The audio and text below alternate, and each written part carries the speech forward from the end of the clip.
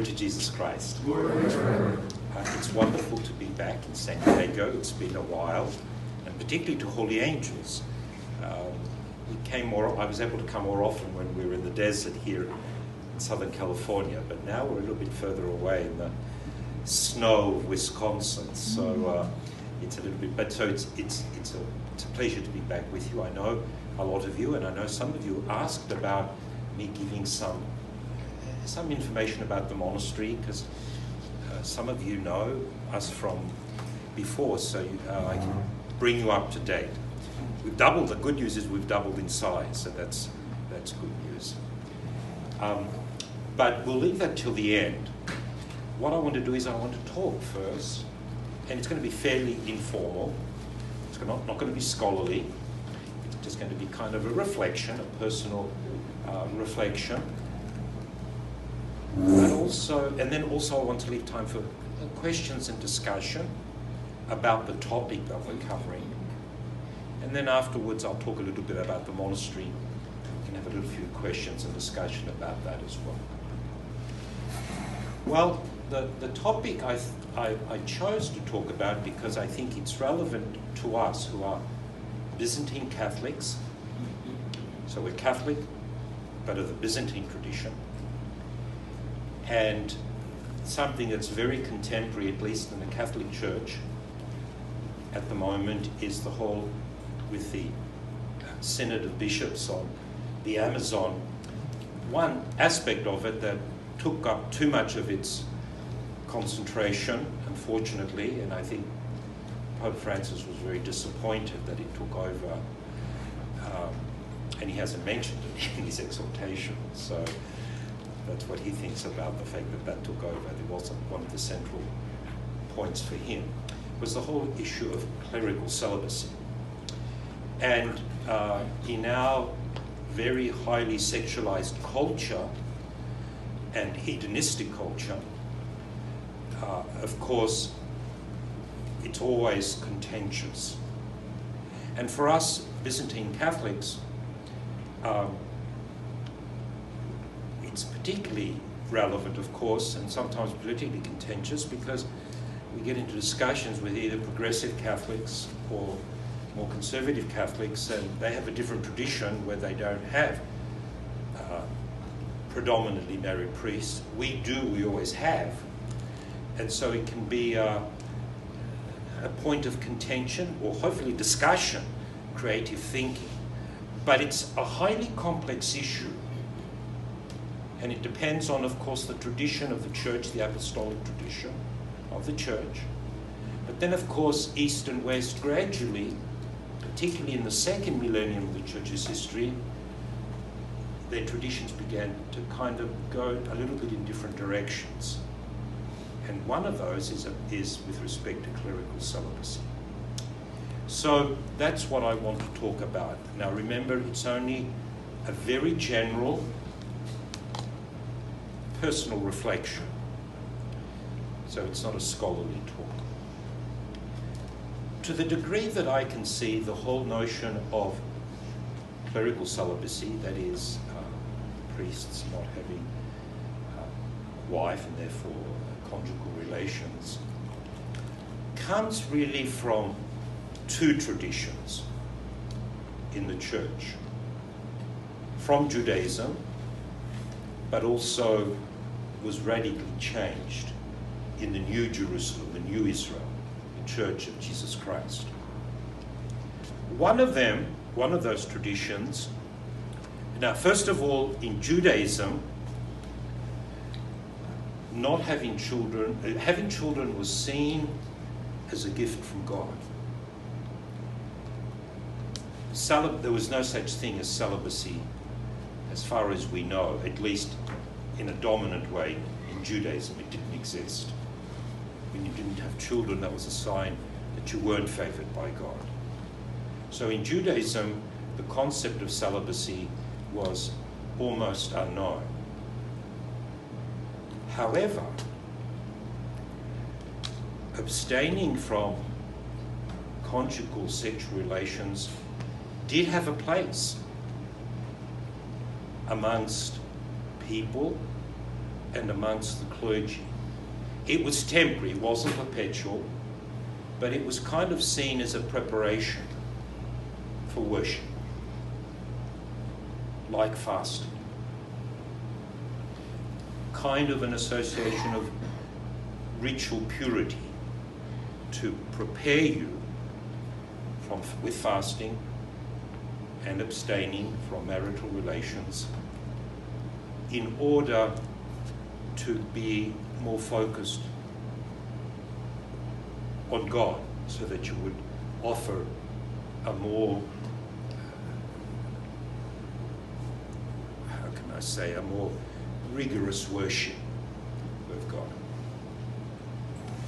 But perpetual celibacy was almost unknown in the Old Testament. Then we have Christianity comes along.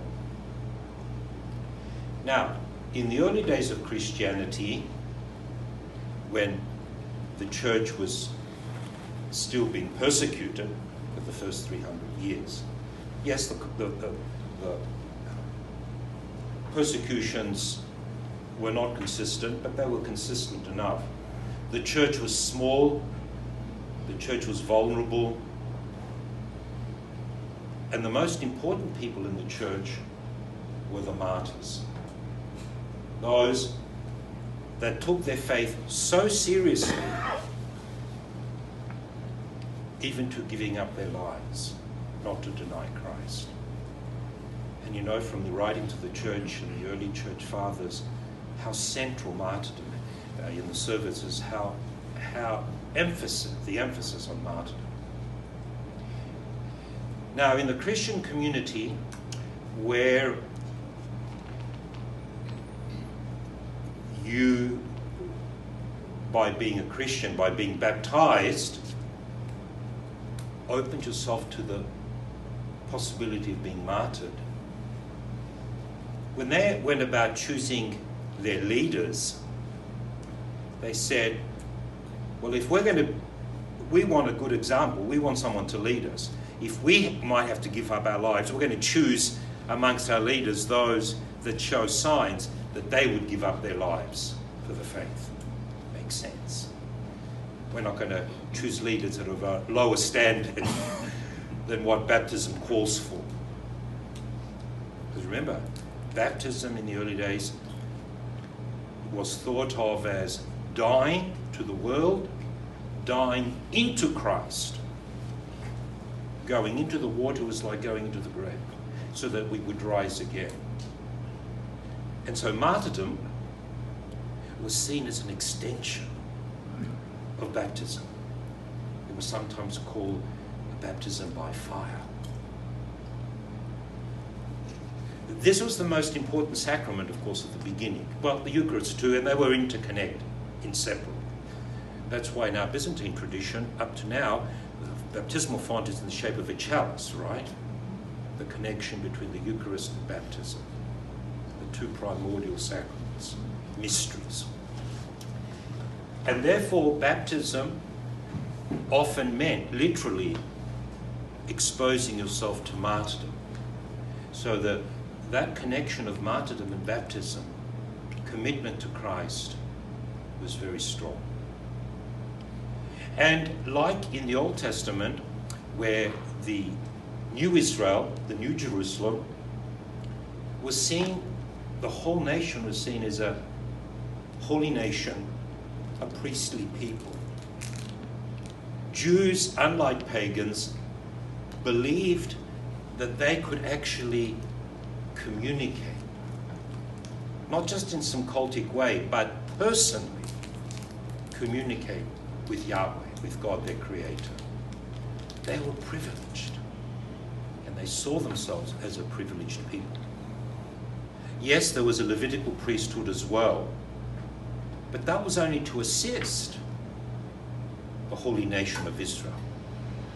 It would have been useless having a Levitical priesthood if the other tribes of the 12 tribes of Israel didn't exist. The Levitical priesthood only existed to facilitate the worship of the whole priestly nation. of Jerusalem. And it was the same in the early church in Christianity. There was a very strong sense that all baptized Christians belonged to the priesthood of all believers. They were able to offer and receive Jesus Christ in the Eucharist. Like in Israel, they did have the ministerial priests too, who facilitated the worship. But they weren't really necessarily more important. They were just facilitators of worship. They were essential. They were essential. But the priesthood of all believers and the ministerial priesthood was so closely linked. You asked the question, well, did the early Christian priests wear vestments? Who can put up your hand and answer that for me? Did they wear vestments? No, but the vestments we know now are derived directly from the garments that they did wear. They wore their Sunday best. Exactly. The whole congregation wore liturgy, wore special clothing for the celebration of the Eucharist. It was understood. They took their role as the priesthood of all believers seriously because they could be martyred for it. They all wore liturgical clothes to celebrate the liturgy.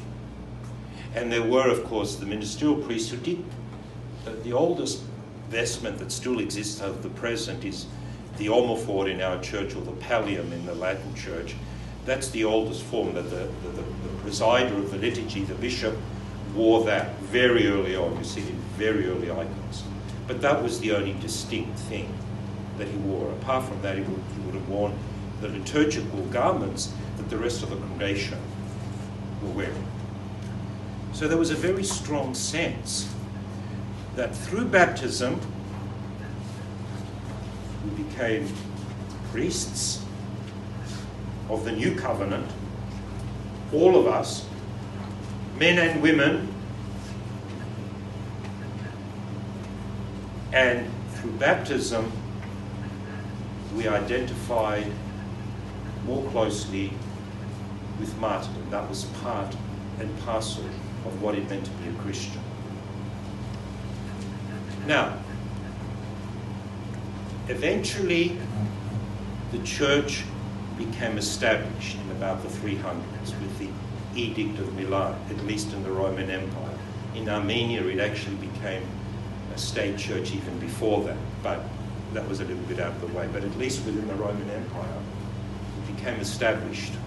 Does anyone remember? I never remember the date of the Edict of Milan when the church was made legal. 1313? Sorry? Something like that. That sounds right. That was Nicaea 313. 313. 313 was 313. 325 was Nicaea.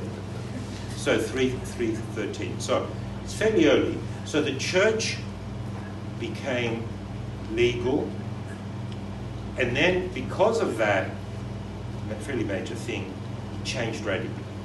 The main reason it changed radically was now that everyone flocked to the church. You weren't going to get persecuted. You weren't going to get martyred anymore. So, and not only were you not going to get martyred, increasingly it was becoming obvious that the emperor was a Christian.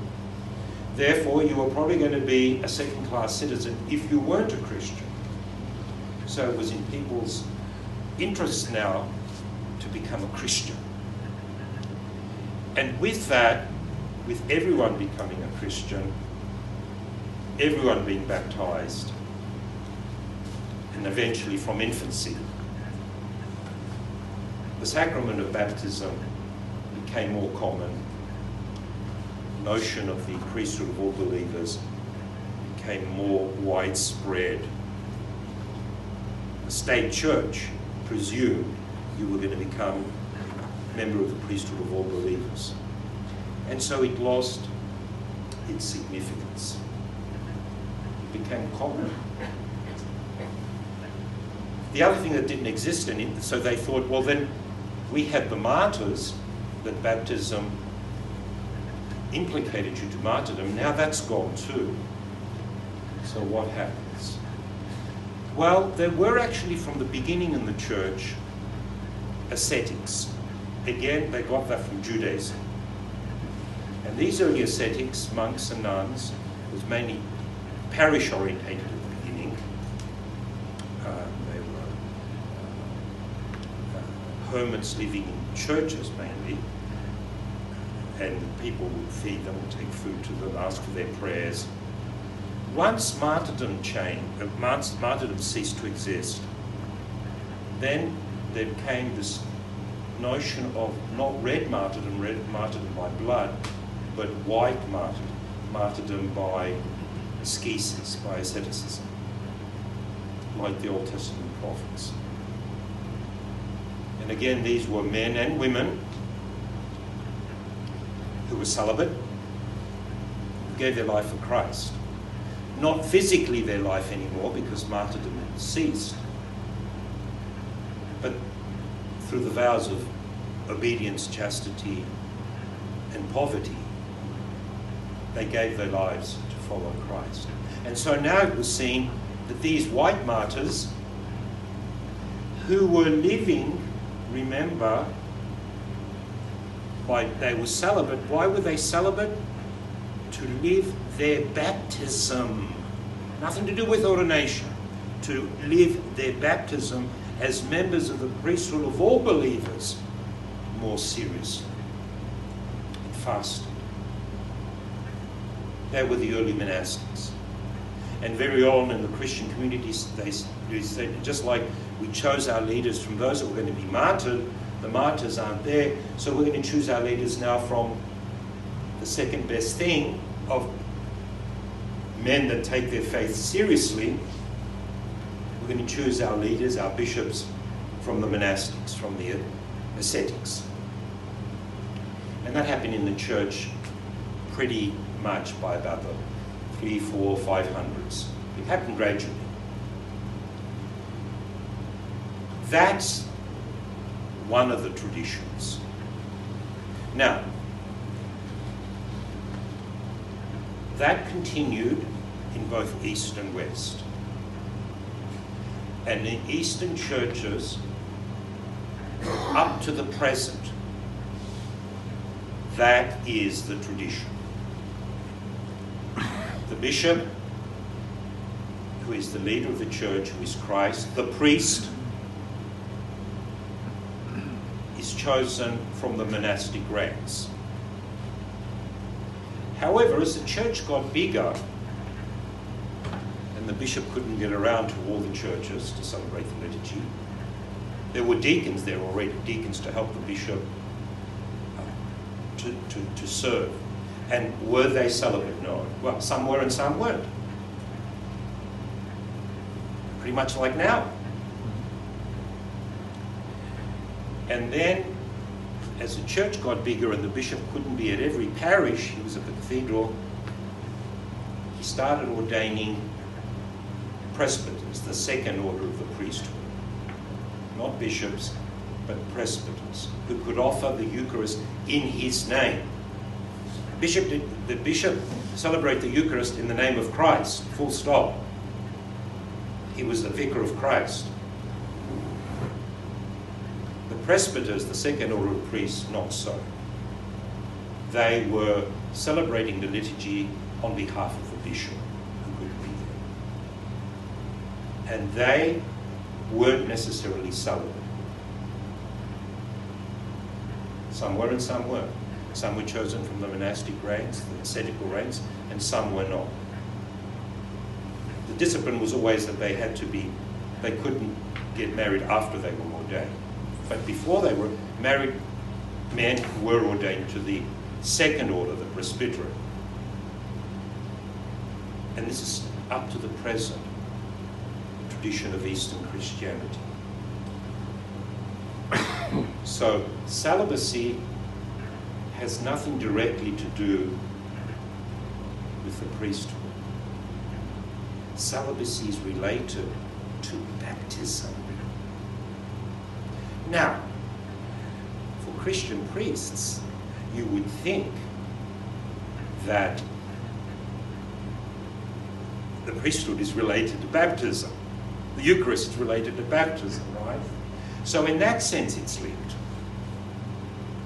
but not directly. This is something that I disagree with Cardinal Sarah in his book that he wrote with. He says that in his view, he uses the word ontological, which is a later philosophical word which causes problem, but he says there is I don't know if he actually says it, but he implies that there's a direct link between celibacy and priesthood. In the sense that I've been talking about, in another sense there is there, but I'll explain that in a minute. But in the sense I've been talking about, the link isn't there. The link is there, but it's indirectly through baptism. Indirectly. Still important, still means what it means to be a Christian, but not associated with the ministry, except for the bishop, who is the real priest. But in the presbyterate, up to the present in our church, for the presbyterate, priesthood is only linked to celibacy because celibacy is linked to baptism. That's it. Now, the other tradition that I'm talking about is that as the church grew and became more established, that older reason from Judaism of abstaining from conjugal relations as a kind of a ritual purity to celebrate the sacraments, to fast and abstain from conjugal relations, that started to become more important too. And up to the present, in the Eastern churches, priests who are married must fast and abstain from conjugal relations before they celebrate the Eucharist for 24 hours. There's different disciplines. So that tradition from the Old Testament came back again and became more and more pronounced in both East and West. And it's still the tradition in the Eastern churches. It's still there. Now, in the Western church, there was a development. And that development had to do indirectly with the fall of the Western Empire, the change in culture that implied, the conquest from these northern European tribes and peoples, and gradually over hundreds of years, these people were converted to Christianity, and indeed a lot of them were Arians, to Orthodox Christianity. But as they were converted, they brought some of their own cultural traits into Western Christianity. And then you have a period where Western Christianity and Eastern Christianity start to, culturally at least, at the beginning, not in dogma, but culturally, they start to be different.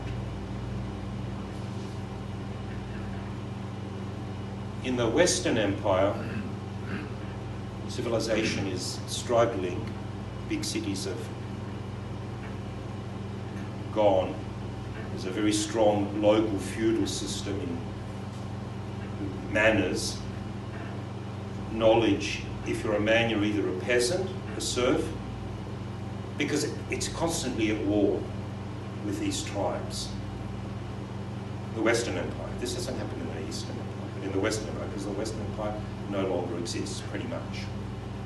In the vacuum, the Pope starts to adopt a lot of the powers of the Roman Emperor, the Western Roman Emperor, because there's no more Western Roman Emperor to speak of. Someone has to fill the vacuum for the Western Empire to survive in some form. There's no learning anymore. If you're a man, you're either a soldier to protect you from all the constant war that's going on, or you're a peasant, a serf, to break your back, working to raise taxes to pay the armies. If you're a man, that's it. Even the king was basically a soldier, a glorified soldier. Same with women. If you were a woman, you were a childbearer. Full stop. That was all you were.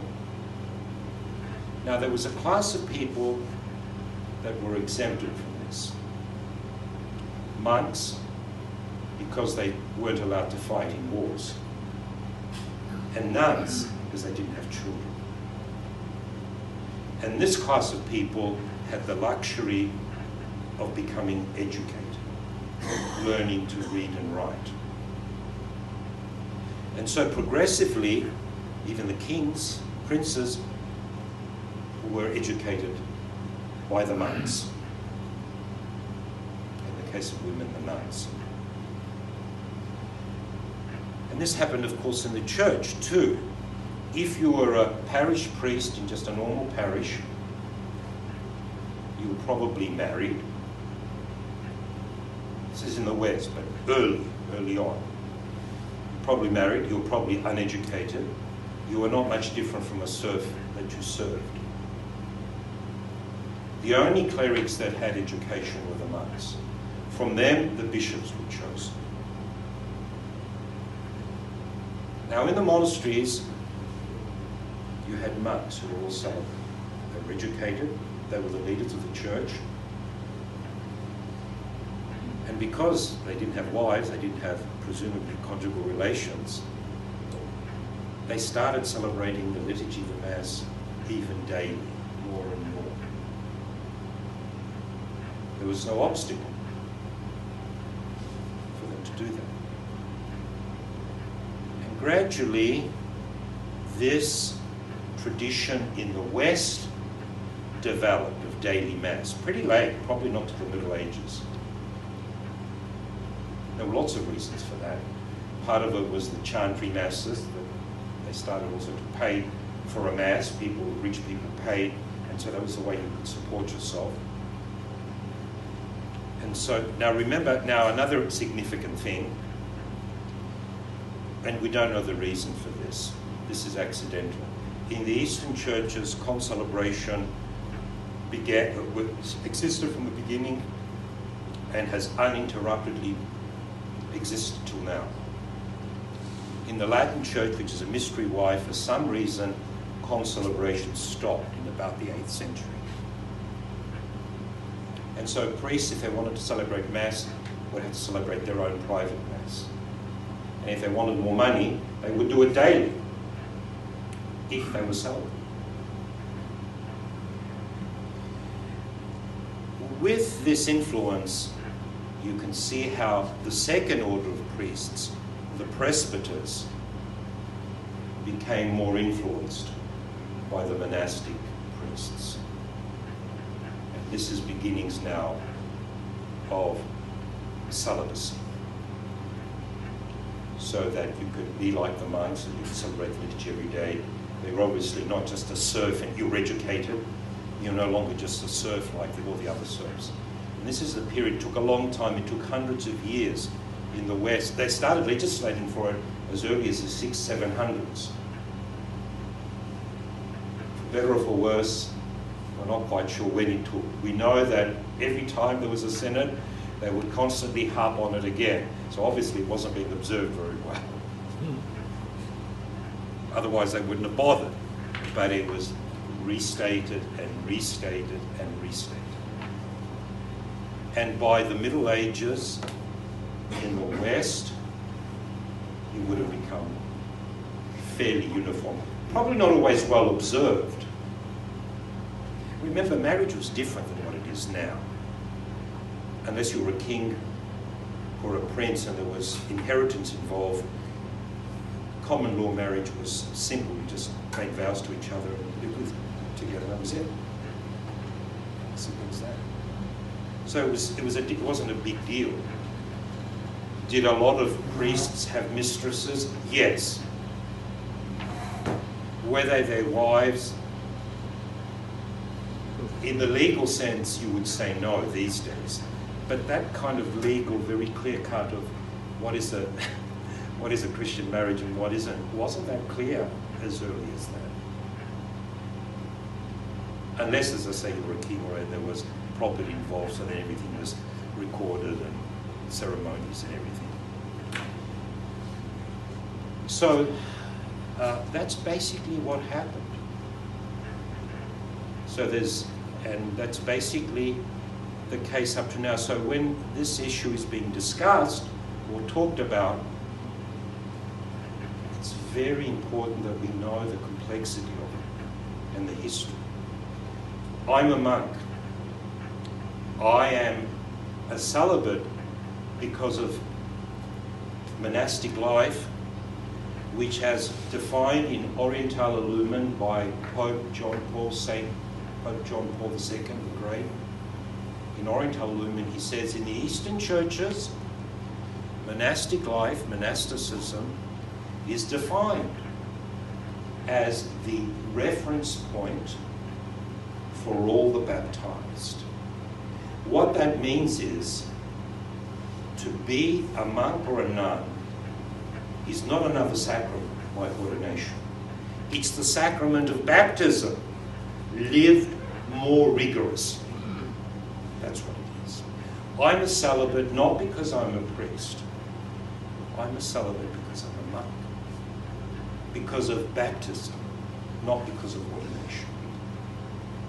This is really, really important, because I think in the Western Church, until monastic life is understood, unless it's understood that celibacy is important because of baptism, like martyrdom, this whole notion of clerical celibacy will go nowhere. It just won't be understood. It just won't. That's not mean to downplay.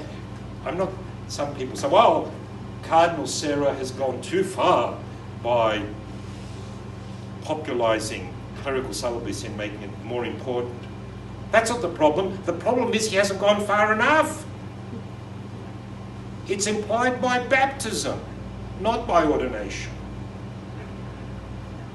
Just like martyrdom. The problem isn't that celibacy, clerical celibacy, is not revered enough. The problem is that baptismal celibacy is not revered enough. And from that will come clerical celibacy, because ordination, of course, is hopefully linked to baptism, and through that, linked to celibacy. So, unless we have more monks and nuns, until we understand the implications of baptism, the implications of the priesthood of all believers, until we re-sacralize that charism in the church, and we have to do it. That's what's been secularized. Baptism. That's what we have to do before we can even consider re-sacralizing ministry, priesthood.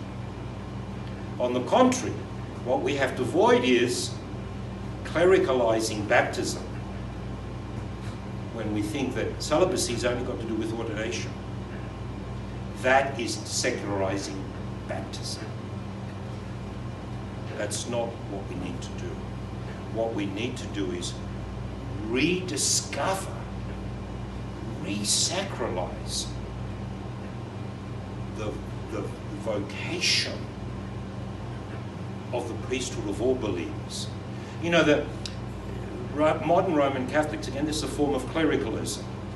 Modern Roman Catholics think, oh, forget about being a priest if you don't have a vocation of being a priest. Well, you just live an ordinary Christian life.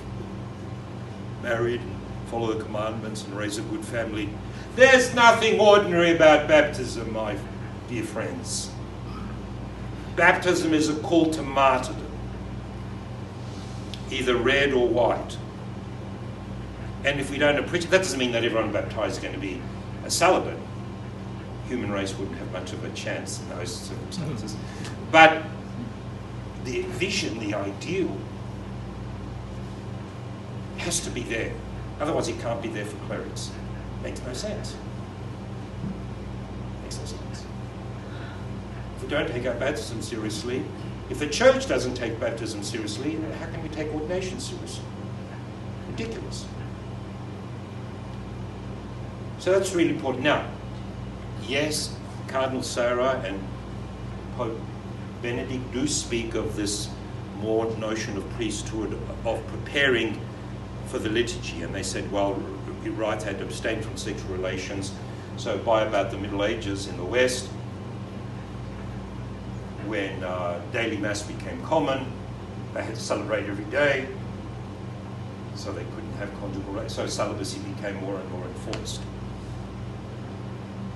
Fair enough. But that wasn't always very important. Celibacy is not primarily for Christians about ritual purity, either clerical or lay. Celibacy is about baptism, is about martyrdom, is about monastic life. Okay. Any questions or discussion? Judge will start at once. Any questions or discussions? And I can see what I can help to offer. Yes, Pani. What about the Eastern churches? Why didn't they fall into that trap?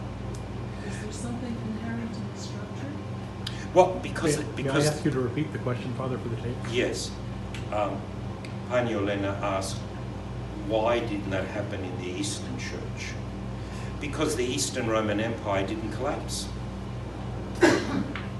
And therefore, all the civil and church structures that existed from before remained intact till the 1400s. That's why they didn't collapse. There was a Eastern Roman Emperor till the 1400s for another 1,000 years as opposed to the West. Different history. That's why the Eastern churches too didn't become centralized around the Pope, because there was still an emperor in the East. It was both the Patriarch and the Symphonia and the emperor together. That fall of the Western Empire and its re-Christianization and rebirth pretty much explains all the differences between Orthodoxy and Roman Catholicism, at least historically speaking. And celibacy is one of them. The other notion is in the West, St. Thomas Aquinas took that further, the scholastics in the medieval church, and they made, then for the first time, when you talked about the priest, you were talking about the presbyter. He was the bishop was a kind of a super priest. But in the East, that never developed. In the East, it was always the original patristic model. The priest was the bishop. And it was the presbyters that were basically his assistants. Different theology. Different emphasis in the theology. And then that makes a big difference, you see. Because if you take it on that level, the priest in the Eastern churches and the priest in the Western churches are the same. They're celibates. Because primarily in the Eastern Church, the priest is the bishop. Now the presbyters is a bit different in the East. But in the West, as I say, the notion of the second order priesthood became blurred in the Middle Ages. And when St. Thomas Aquinas talks about the priest, he's talking about Christ, but he's also talking about the presbyter primarily, rather than the bishop, which would have been the terminology in the patristic church. Any other? Yes?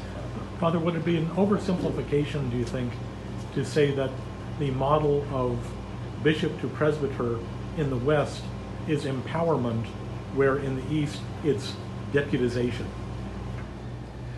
Yes, because, again, that was the scholastics, and there was a reason for it. In the Middle Ages, in the West, the notion of the Eucharist, the real presence, was challenged by a man called Berenger, and then again, of course, at the Reformation.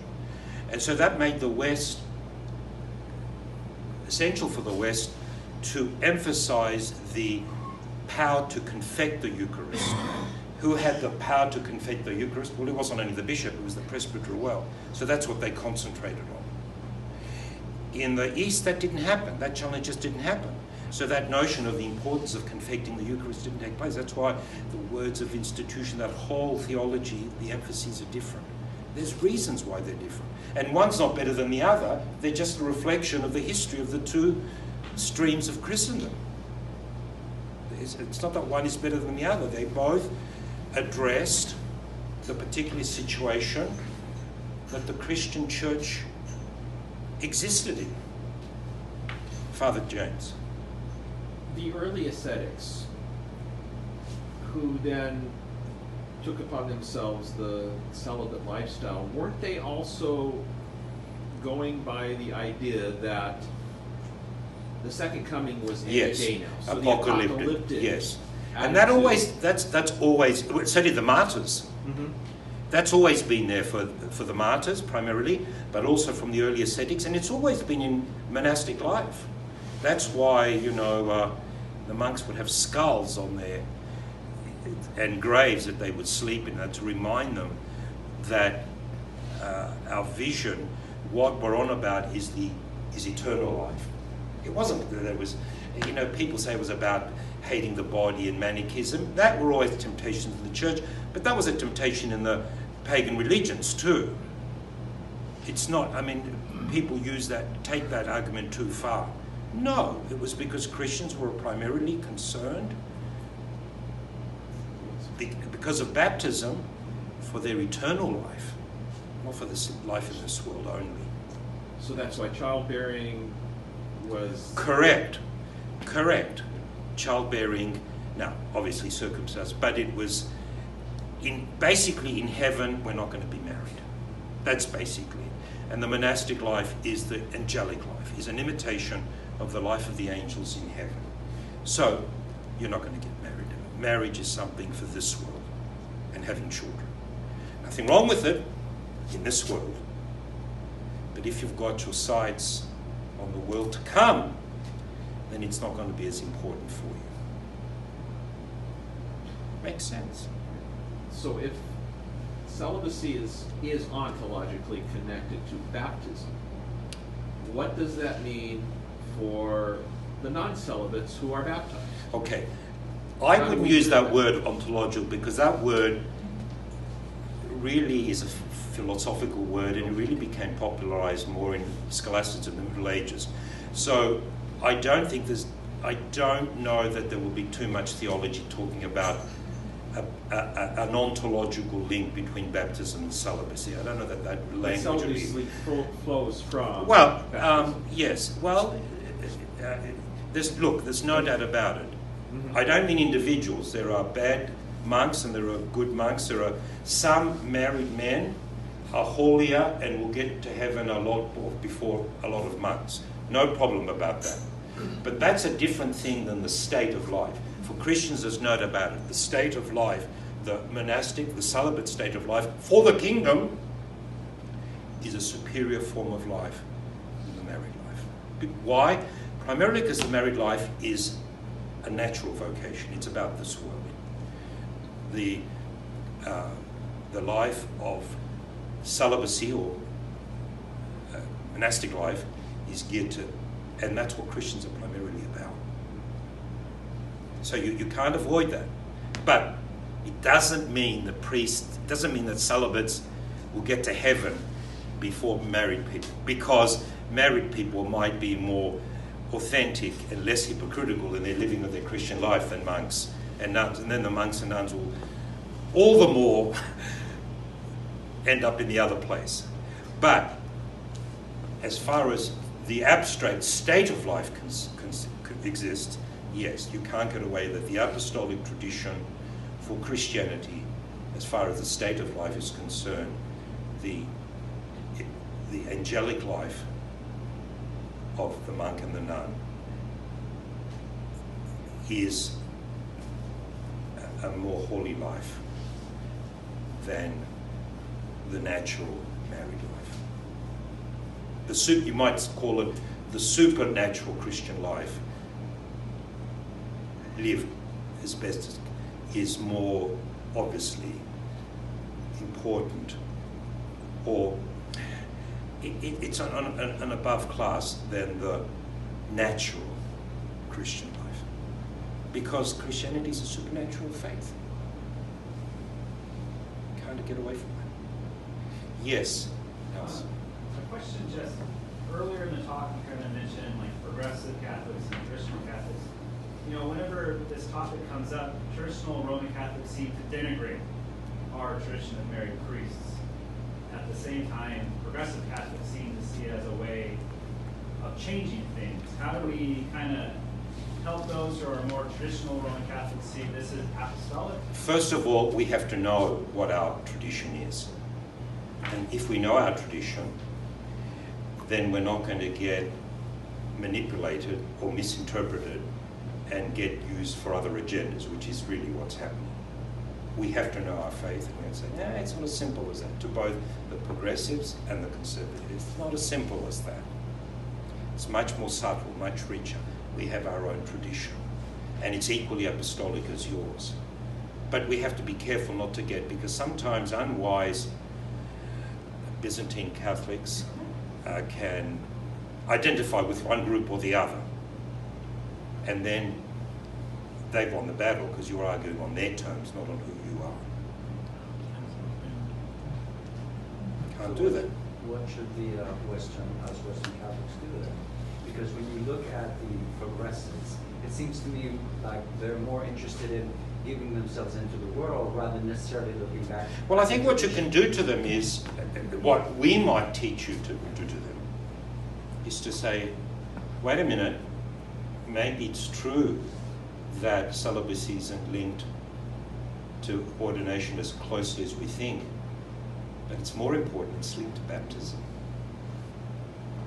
That's what we have to do. There is no justification for the progressive position. It's just not associated as closely with the presbyterate. It's connected with baptism and martyrdom. And once you give that up, you might as well give up being a Christian. I think that's what you do with them. You say, yes, okay, maybe it doesn't have very much to do with ordination. Let's put that aside for a minute. But what does it have to do with baptism? And you're a baptized Christian.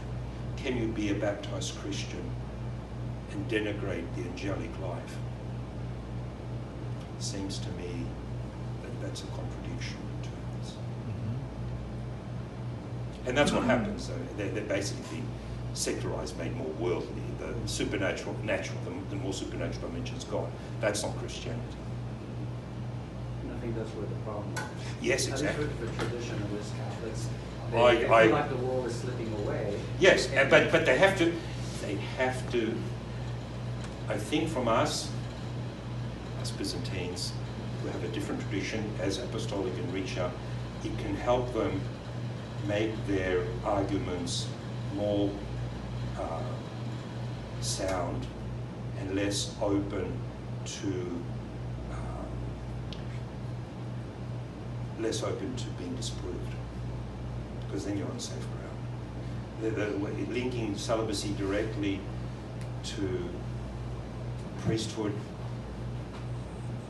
you have to be careful. They're going to find every little weakness in the argument, and they're there. They're not there with respect to baptism, and I would hope they're not there with respect to priesthood and baptism being related. So that's the way.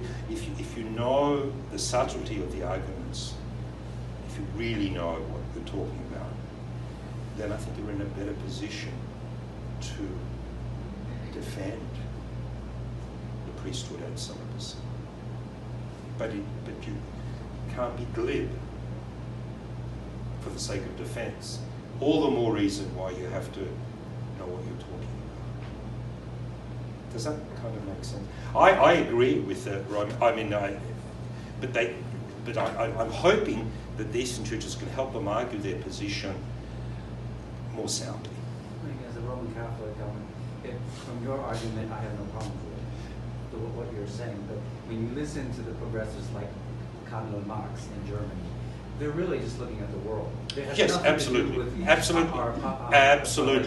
absolutely. But they're going to be very clever unless you argue with them on solid ground. You're going to be more vulnerable to not being able to defend yourself sufficiently. And I think linking celibacy to priesthood directly without bringing in baptism is not a sound argument. They'll find the holes in that. Yes.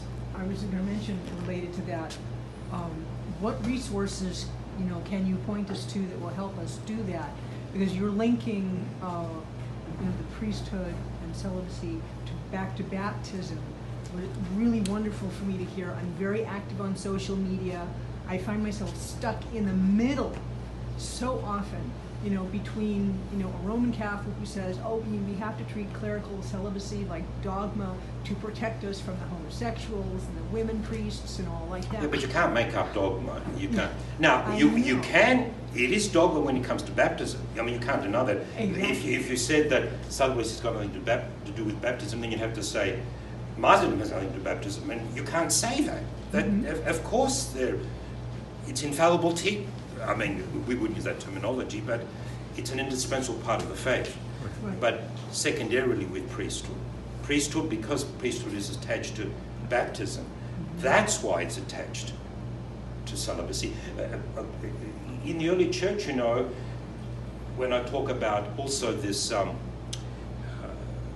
ritual purification of fasting and fasting from sexual relations and that, it wasn't only for the priests, it was for the lay people too. Mm-hmm. Before they received communion.